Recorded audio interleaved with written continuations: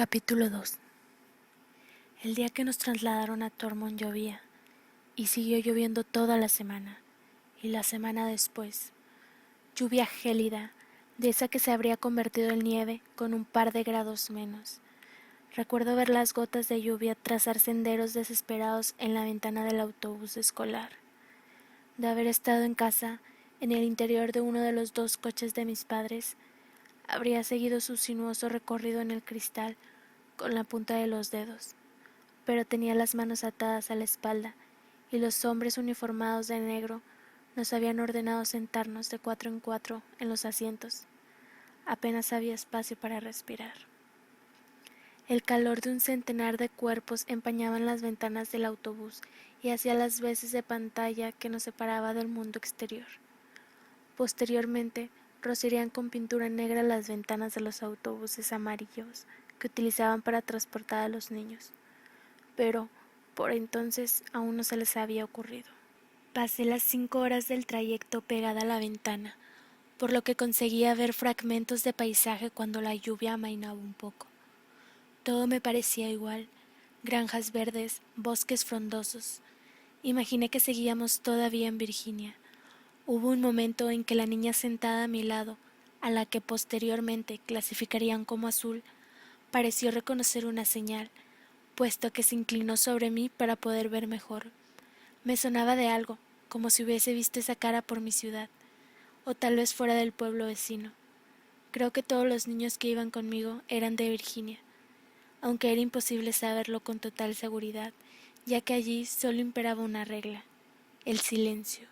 Después de que el día anterior vinieron a buscarme a mi casa, me retuvieron junto con los demás niños en una especie de almacén, donde pasamos la noche. El espacio estaba bañado por una luminosidad artificial. Nos hicieron sentarnos a todos juntos en el sucio suelo de cemento y nos enfocaron con 3 reflectores. No nos dejaron dormir. Me lloraban tanto los ojos por el polvo que me resultaba imposible ver las pegajosas y pálidas caras de los demás niños, y mucho menos las de los soldados que nos vigilaban apostados más allá de aquel círculo de luz. Por alguna siniestra razón, habían dejado de ser entidades completas, hombres y mujeres normales. En la neblina gris de mi sopor los procesaba en pequeños y aterradores fragmentos: el hedor a gasolina del betún, el crujido del cuero, la mueca de asco de las bocas, la punta de una bota que se me clavaba en el costado y me obligaba a permanecer despierta. A la mañana siguiente, el recorrido transcurrió en completo silencio, con la excepción de las radios de los soldados y los lloros de los niños del fondo del autobús. El niño sentado en el otro extremo de mi asiento se hizo pipí encima, pero ni se le pasó por la cabeza decírselo a la soldada pelirroja de las FED, que estaba postada a su lado. Ya le había arreado un bofetón cuando se había quejado de que no había comido nada en todo el día. Flexioné los pies descalzos contra el suelo, intentando no mover las piernas. El hambre me producía sensaciones raras en la cabeza. Incluso rompía a reír de vez en cuando para superar las punzadas de terror que me asaltaban.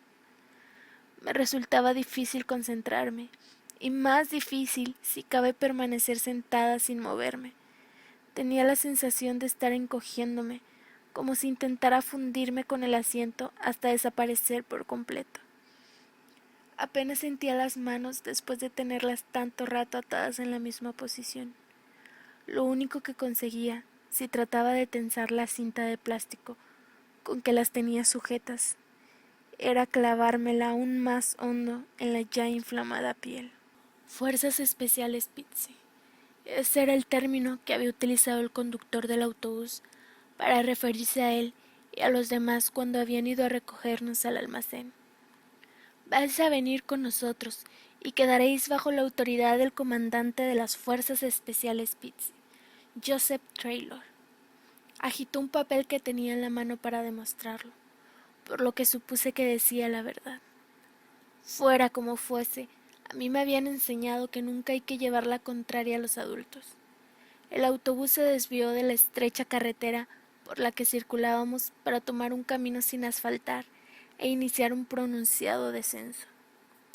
Las vibraciones despertaron a todo aquel que hubiera tenido la suerte o el agotamiento suficiente como para caer dormido, y pusieron en acción a los uniformes negros. Los hombres y mujeres enderezaron la espalda y dirigieron su atención hacia los parabrisas delanteros. Lo primero que vi fue la imponente alambrada. Empezaba a oscurecer y el cielo grisáceo proyectaba una deprimente sombra azulada sobre la escena, pero no sobre la valla, que emitía destellos plateados mientras el viento soplaba entre los huecos. Vi por la ventana docenas de mujeres y hombres uniformados, escoltando el autobús a paso ligero. Los soldados de la FEP, que estaban en la garita de control, se levantaron y saludaron al conductor cuando el autobús pasó por su lado.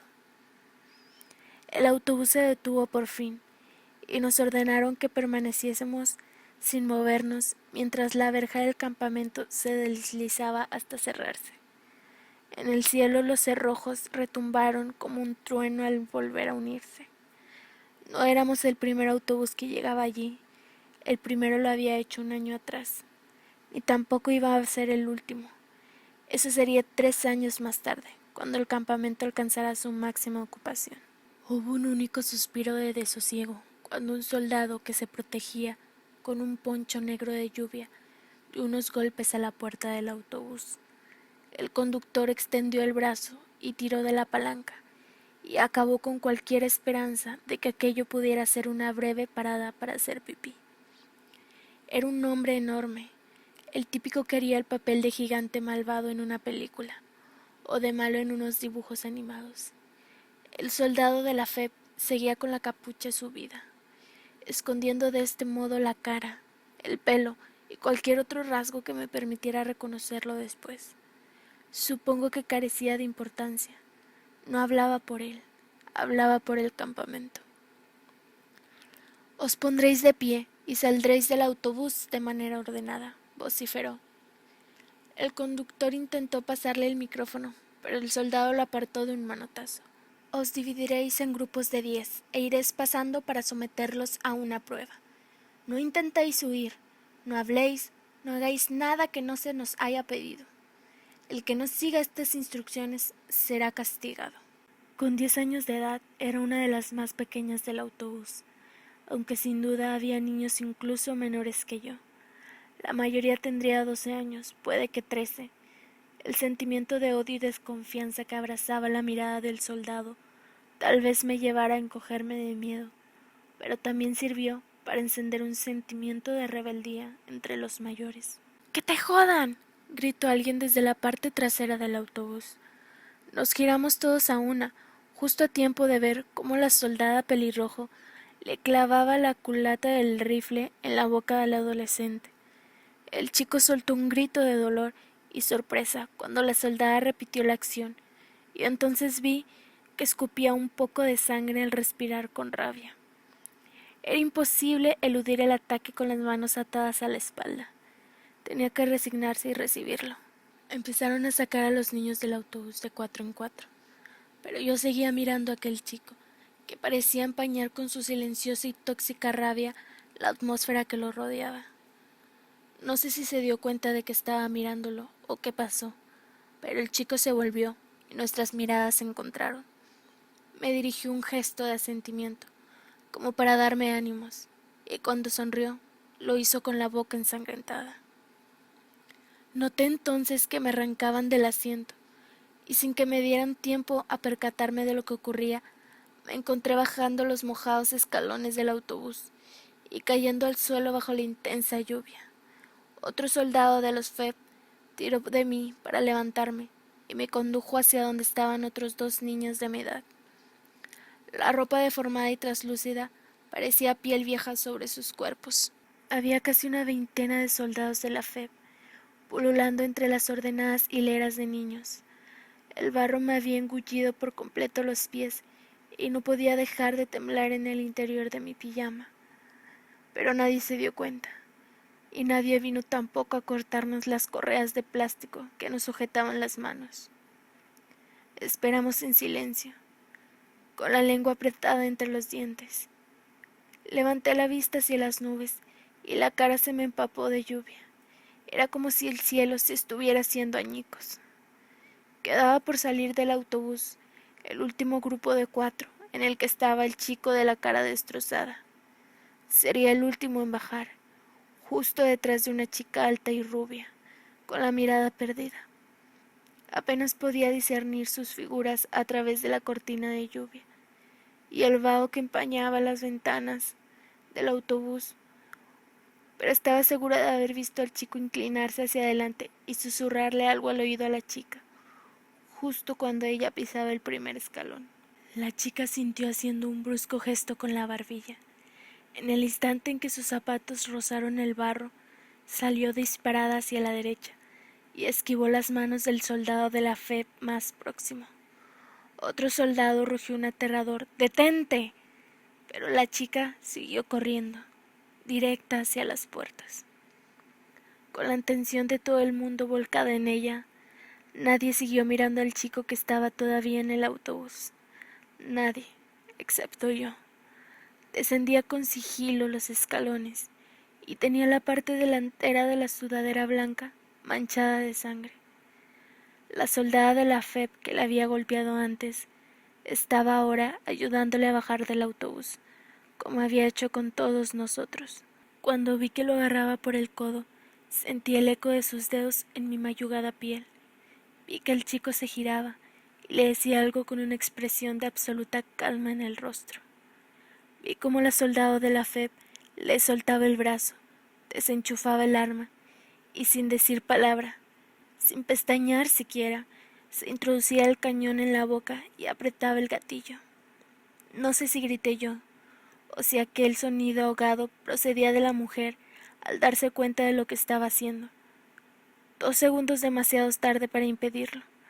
La imagen de su cara, la mandíbula desencajada, los ojos que le salían de las órbitas, las ondulaciones de la piel repentinamente suelta, permaneció impresa en el aire como el negativo de una fotografía, durante mucho más tiempo que la explosión de la nebulosa de sangre rosada y mechones de pelos que se estampó contra el autobús. El niño que estaba a mi lado cayó desmayado al suelo, y de los demás, ninguno pudo contener un grito. La soldado de la FEP se derrumbó al suelo en el mismo instante en que la chica caía al barro víctima de un placaje.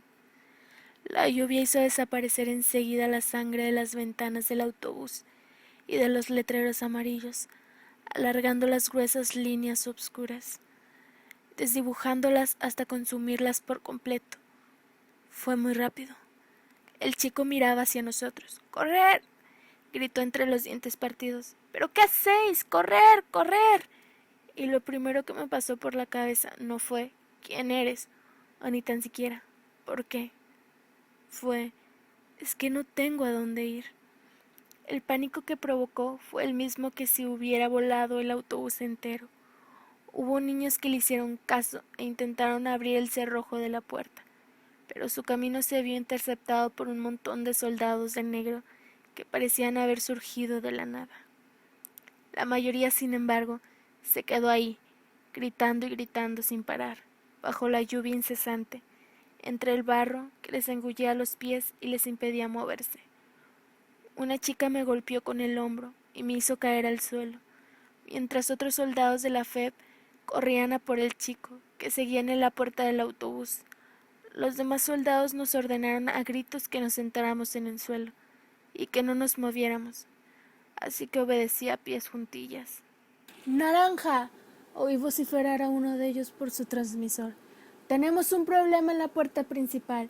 Necesito autorización para un naranja». No me atreví a levantar la cabeza hasta que nos tuvieron de nuevo a todos agrupados, incluyendo al chico que había sufrido la herida en la cara. Y fue entonces cuando noté un escalofrío en la espalda y empecé a preguntarme si sería él el único entre todos nosotros capaz de hacer algo como lo que acababa de hacer, o si todos los que me rodeaban estaban ahí porque también eran capaces de provocar que alguien acabara con su vida de esa manera. «Yo no», retumbó en mi cabeza. «Yo no. Han cometido un error, un error. Con un sentimiento de vacío en el pecho, vi que uno de los soldados cogía un bote de pintura de spray y trazaba una X enorme de color naranja en la espalda del chico, que había dejado de gritar única y exclusivamente porque dos soldados de la FEB le habían puesto una extraña máscara negra que le cubría la parte inferior de la cara, como un bozal de un perro. La tensión me empapaba la piel como si fuera sudor. Cruzamos el campamento en fila rumbo a la enfermería, donde seríamos clasificados. De camino, vimos otros niños que marchaban en dirección contraria, procedentes de una zona donde se alzaban patéticas cabañas de madera. Llevaban uniformes blancos, con una X dibujada en la espalda y un número escrito en negro por encima de ella. Vi X de 5 colores distintos: verde, azul, amarillo, naranja y rojo. Los niños con la X verde y azul caminaban con las manos libres, pero los que llevaban una X de color amarillo claro, naranja o rojo, se veían obligados a avanzar por aquel lodazal con esposas metálicas en manos y pies, unidos unos a otros por una larga cadena. Los marcados con la X naranja llevaban la cara medio cubierta, con la máscara tipo bozal. Nos empujaron hacia las luces y el ambiente seco de lo que un letrero de papel rasgado etiquetaba como enfermería. Los médicos y enfermeros que llenaban el amplio vestíbulo nos observaron con expresiones de desagrado y movimientos negativos de cabeza. El sueldo de baldosas dispuestas en dámero estaba resbaladizo por la lluvia y el barro, y tuve que concentrarme para no caer. Percibí un fuerte olor a alcohol y ambientador de limón. Subimos en fila de uno la oscura escalera de cemento que conducía a la parte posterior del primer piso. Una planta con camas vacías y mustias cortinas blancas. Naranja no, roja no. Tenía aún una fuerte sensación de náuseas en la boca del estómago. Me resultaba imposible borrar la imagen de la cara de aquella mujer en el momento de apretar el gatillo, o del amasijo de pelo ensangrentado que había aterrizado casi a mis pies. Me resultaba imposible borrar la imagen de la cara de mi madre cuando me había encerrado en el garage, e imposible también borrar la imagen del rostro de mi abuela. Vendrá, pensé, vendrá, solucionará lo de mamá y papá y vendrá a buscarme. Vendrá, vendrá, vendrá. Cuando llegamos arriba, cortaron por fin el plástico que nos sujetaba las manos y volvieron a dividirnos, enviando una mitad hacia el lado derecho del gélido pasillo y la otra mitad hacia el izquierdo. Las dos salas eran exactamente iguales, varias puertas cerradas y una ventanilla en cada extremo. Por un momento no hice otra cosa que mirar cómo llovía a cántaros al otro lado de aquel diminuto y empañado panel de cristal. Entonces se abrió la puerta de la izquierda con un chirrido y apareció la cara de un hombre rollizo de mediana edad. Lanzó una mirada hacia donde estábamos nosotros y le susurró algo al oído al soldado de la FEB que estaba al mando de nuestro grupo. Las demás puertas se fueron abriendo una a una y aparecieron más adultos. Lo único que tenían en común, aparte de la bata blanca, era su mirada de desconfianza. Sin la más mínima explicación, los soldados de la FEB empezaron a tirar de los niños y a empujarlos hacia los hombres de bata blanca y sus despachos. Un estridente timbre acalló de inmediato el estallido de sonidos de confusión y ansiedad que surgió entre las filas.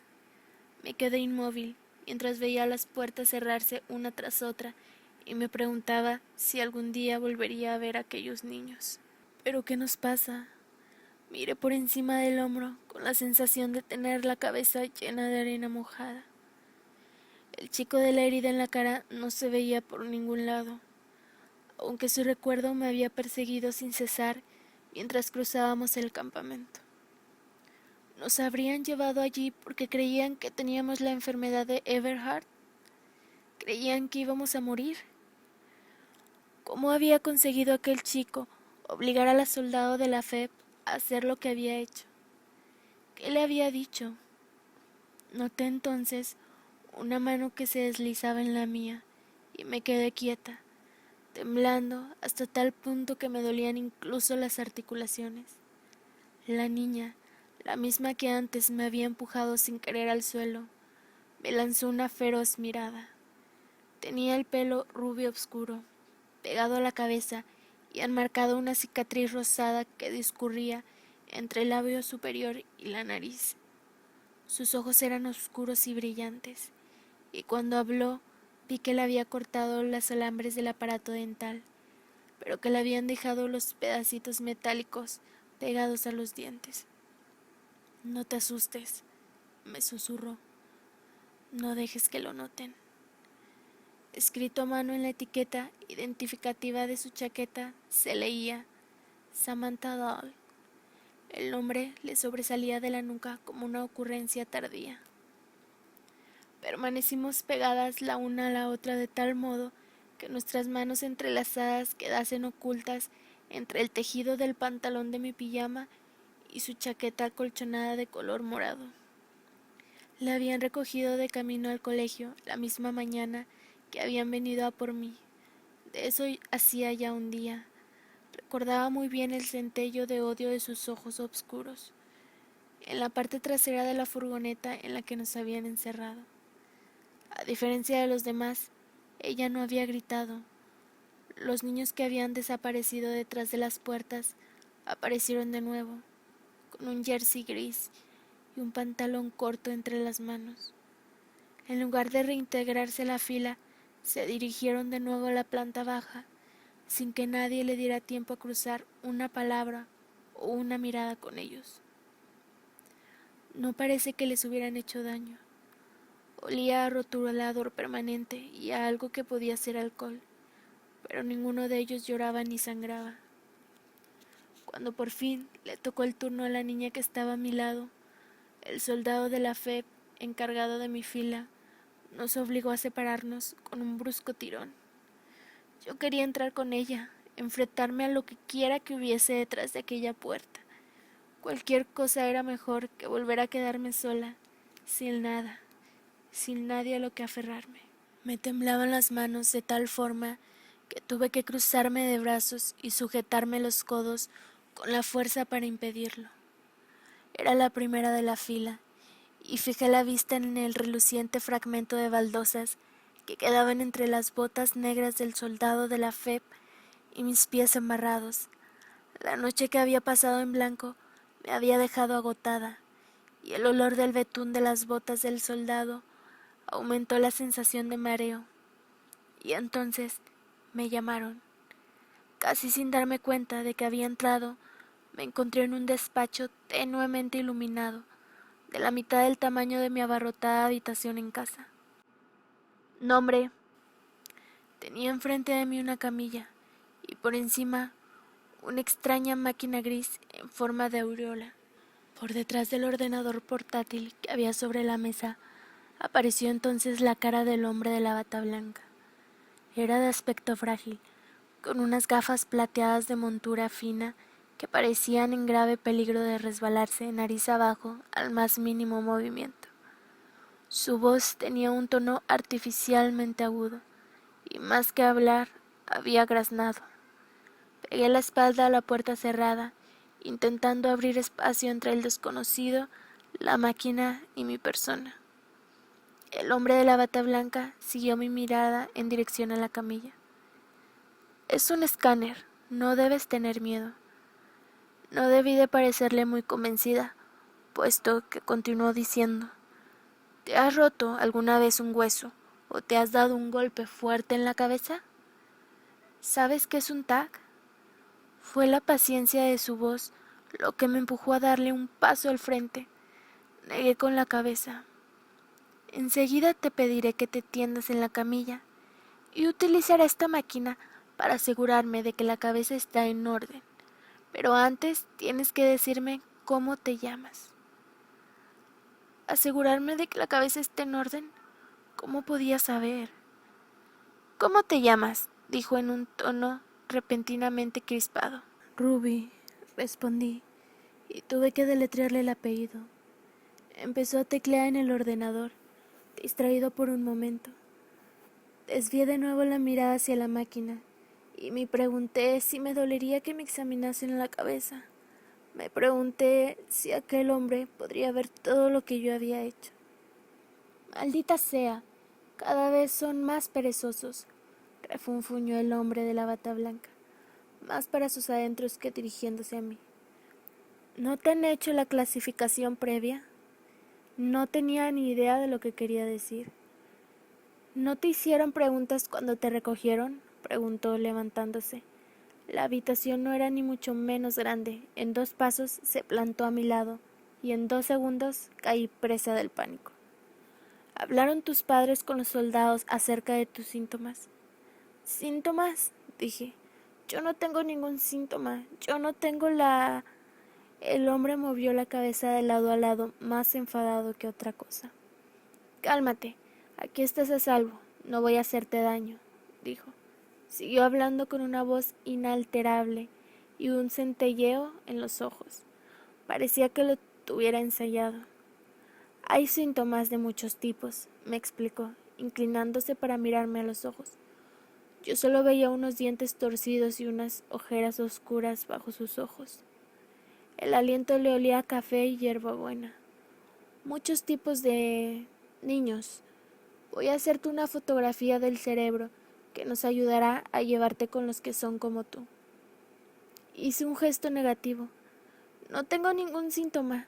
Vendrá enseguida mi abuela. De verdad, se lo juro. Ella se lo dirá, por favor. Dime, cariño, ¿se te dan bien las matemáticas y los puzzles? Los verdes son increíblemente inteligentes y tienen una memoria asombrosa. Recordé a los niños que había visto afuera, las X de colores que llevaban dibujadas en la espalda de la camiseta. Verde, pensé. ¿Y qué más colores había? Rojo, azul, amarillo y naranja, el que le habían puesto al chico de la cara ensangrentada. De acuerdo, dijo el hombre suspirando. Ahora acuéstate en la camilla y empezaremos. Ahora mismo, por favor. No me moví. Los pensamientos se me atropellaban en la mente. Me costaba incluso mirar a aquel hombre. Ahora, repitió acercándose a la máquina. No me obligues a llamar a un soldado. No son tan agradables, créeme. La pantalla de un panel lateral cobró vida con un solo toque, y la máquina se iluminó. En el centro del círculo gris apareció un resplandeciente luz blanca, que parpadeó para prepararse antes de iniciar la prueba. La máquina empezó a resoplar aire caliente y a lanzar unos gemidos que se me colocaron por todos los poros del cuerpo. Y empecé a repetirme constantemente esta frase. Lo sabrá, sabrá lo que les hice. Volví a pegar la espalda a la puerta y empecé a buscar a tientas el pomo, con la mano. Todos y cada uno de los discursos sobre los desconocidos que había oído en boca de mi padre estaban haciéndose realidad. Aquel no era un lugar seguro y aquel hombre no era en absoluto agradable. Temblaba con tanta fuerza que el hombre debió de pensar que iba a desmayarme. O eso, o se disponía a acostarme en aquella camilla a la fuerza e inmovilizarme ahí hasta que bajara la máquina y ya no pudiera moverme más. Antes no me había sentido capaz de echar a correr, pero ahora sí, justo en el momento en el que localizaba el pomo. Sin embargo, noté que una mano me apartaba la desgreñada mata de cabello oscuro y me agarraba por la nuca. Me estremecí al sentir el contacto de la mano helada en mi piel encendida. Pero fue la explosión de dolor en la base del cráneo lo que me hizo gritar. El hombre me observó fijamente sin pestañear, con una mirada de repente desenfocada. Pero yo empecé a verlo todo, a ver cosas imposibles, unas manos que tamborileaban sobre el volante de un coche, una mujer con un vestido negro que se inclinaba para darme un beso, una pelota de béisbol que volaba hacia mi cara, un infinito prado verde, una mano que acariciaba el pelo de una niña. Las imágenes se desplegaban detrás de mis párpados cerrados como una vieja película casera. Las formas de personas y objetos se fundían en mi retina y permanecían allí, flotando como fantasmas hambrientos detrás de mis párpados. Esto no es mío, gritaba mi cerebro. Nada de esto me pertenece. Podrían ser de ese hombre. Esas imágenes serían recuerdos, pensamientos. Y entonces vi más cosas. Un niño, aquel mismo escáner sobre él, titilando y echando humo. Amarillo. La palabra se formó en los labios, como si yo estuviera allí y pudiera pronunciarla. Vi a una niña pelirroja en el otro extremo de una habitación muy parecida a aquella. Vi que alzaba un dedo y que la mesa y el ordenador que tenía delante se levantaban varios centímetros del suelo. Azul. De nuevo la voz del hombre en mi cabeza. Un niño que examinaba un lápiz con una intensidad aterradora hasta que el lápiz estallaba en llamas. Rojo. Cartulinas con imágenes y números delante de la cara de un niño. Verde. Cerré los ojos con fuerza, pero me resultó imposible alejar las imágenes que llegaron a continuación. Filas de monstruos con bozal. Yo estaba arriba, contemplando la escena a través de una ventana mojada por la lluvia, pero veía las esposas y las cadenas. Lo veía todo.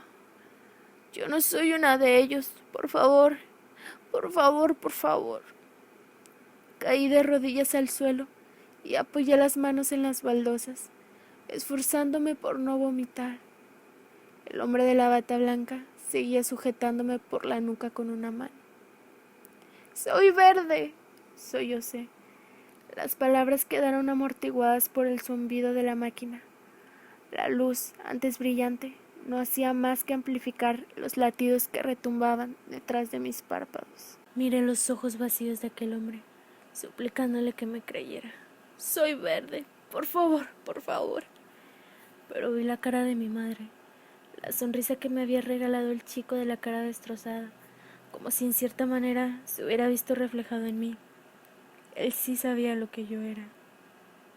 Verde. Levanté la cabeza al oír la voz que flotaba sobre mí. Miré fijamente al hombre y él me devolvió una mirada desenfocada. Murmuraba algo con voz pastosa, como si masticase las palabras. «Soy verde», dijo moviendo la cabeza. Su voz sonó entonces más fuerte. Yo seguía en el suelo cuando el hombre apagó la máquina y seguía tan conmocionada cuando se sentó de nuevo a la mesa, que incluso me olvidé de llorar. Pero hasta que no cogió el spray de pintura verde y trazó una gigantesca X en la parte trasera de la camiseta de uniforme, no recordé que debía seguir respirando. Todo irá bien, me dije, mientras recorría de nuevo el frío pasillo y bajaba las escaleras para reunirme con las niñas y los hombres uniformados que me esperaban. No fue hasta aquella noche, acostada en mi litera e incapaz de dormir, cuando me di cuenta de que yo solo iba a tener una oportunidad de escapar y de que no la había aprovechado.